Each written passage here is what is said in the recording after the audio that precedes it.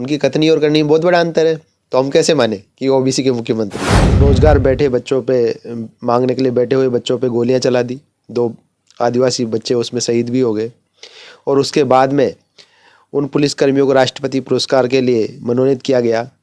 इस प्रकार के अत्याचार होते जा रहे हैं। जो कि अपने समाज की आवाज़ उठा रहा था, युवाओं की बात कर रहा था, अपने अधिकार मांग रहा था। तो जब कोई व्यक्ति अधिकार मांगता है तो उसके कई शत्रु हो जाते हैं, और इसी कड़ी में उसके ऊपर हमला किया गया और उसकी मृत्यु हो गई। उल्टा उनके परिवार और आदिवासी समाज को दबाने का कार्य कर रहे हैं, ना कि वो सरकार की जो गलती हुई है उसको सुधारने की कोशिश कर रहे हैं, परिवार को संरक्षण दे रहे हैं। राजस्थान में लगातार जातिवाद अपने चरम पर है। एक कार्तिक भील की अब हत्या कर दी गई। पहले उनकी पिटाई हुई थी, उनकी मौत हो गई। वो लगातार एक्टिविज्म कर रहे थे और तमाम SC ST OBC हत्याओं के खिलाफ थे। मेरे साथ ट्राइबल पार्टी के प्रमुख और खुद भी ट्राइबल कम्युनिटी से आते हैं। क्या बताइएगा हिदा साहब, ये कार्तिक भील की अब हत्या, यहाँ मतलब कोई सरेआम इस तरह की चीज़ें हो रही है और कोई बात करने वाला नहीं है? बिल्कुल, जो बहुजन समाज है उसको लगातार यहाँ पे राजस्थान में दबाया जा रहा है।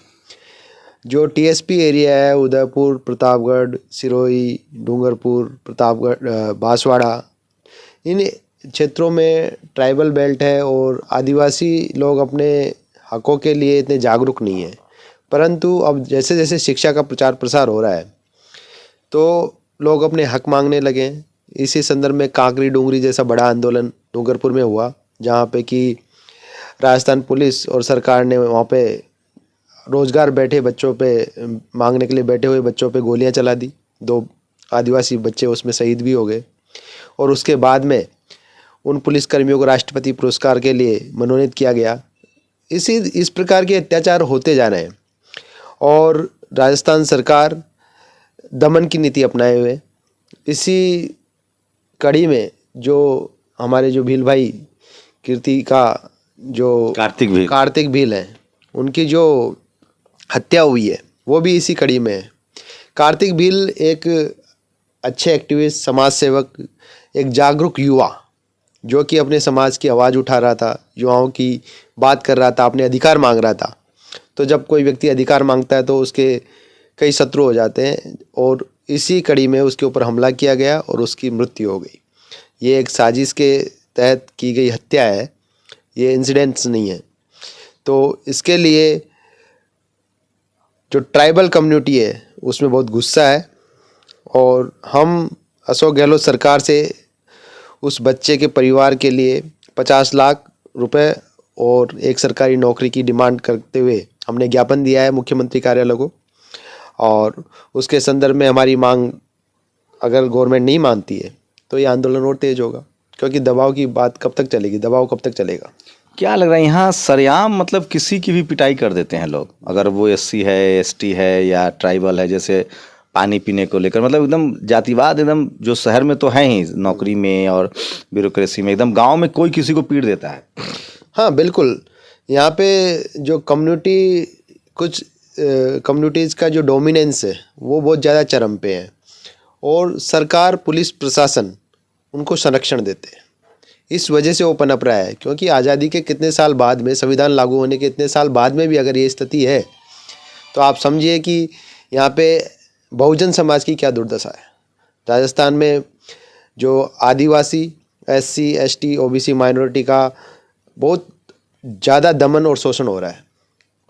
कार्तिक भील की जो हत्या है वो भी इसी कड़ी का एक नमूना मात्र है।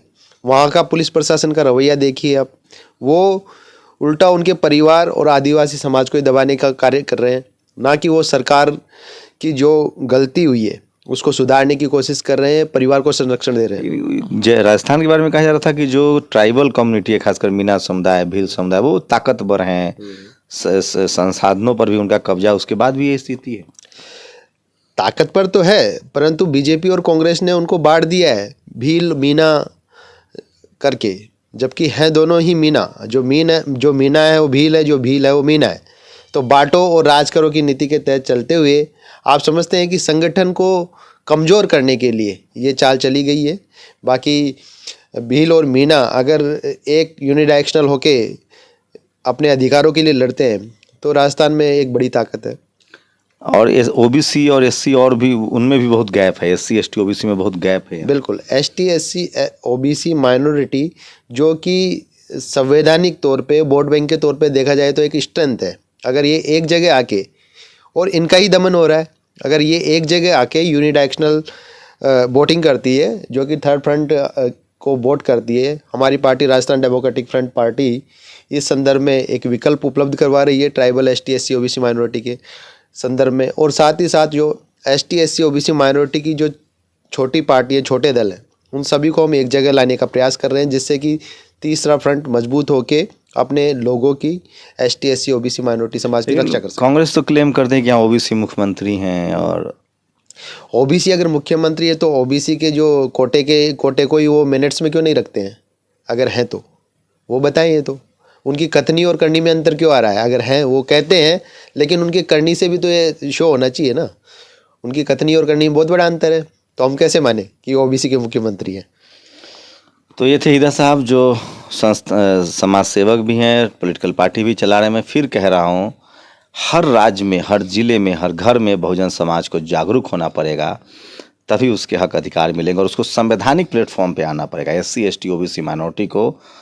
क्योंकि इस देश में जो गरीब है, जो मजदूर है, मजबूर है, लाचार है, बेबस है, जो सिस्टम से बाहर है, आर्थिक रूप से, सामाजिक रूप से, राजनीतिक रूप से, वो एससी एसटी ओबीसी और माइनॉरिटी के लोग हैं। और वो तभी आ पाएंगे जब वो संवैधानिक तरीके से जो वोट का अधिकार मिला है, उसके दम पर वो राजनीतिक सत्ता तक पहुंचते हैं। सोचिए, कार्तिक भील राजस्थान में कई ऐसे बैक टू बैक मामले आए हैं कि खासकर जो एससी एसटी ओबीसी माइनॉरिटी के जो युवा हैं, उनको निशाना बनाया जा रहा है। पूरी बातचीत पर आपकी प्रतिक्रिया बहुत ज़रूरी है। शंभू कुमार सिंह, नेशनल दस्तक, राजस्थान, जयपुर। नेशनल दस्तक की आपसे गुजारिश है कि अगर इसको बचाना चाहते हैं तो नेशनल दस्तक को सब्सक्राइब करने के लिए रेड कलर के सब्सक्राइब बटन को दबाएं, फिर बेल आइकन की घंटी दबाएं। नेशनल दस्तक को बचाने के लिए बहुत जरूरी है कि हर खबर को शेयर करें, लाइक करें, कमेंट जरूर करें।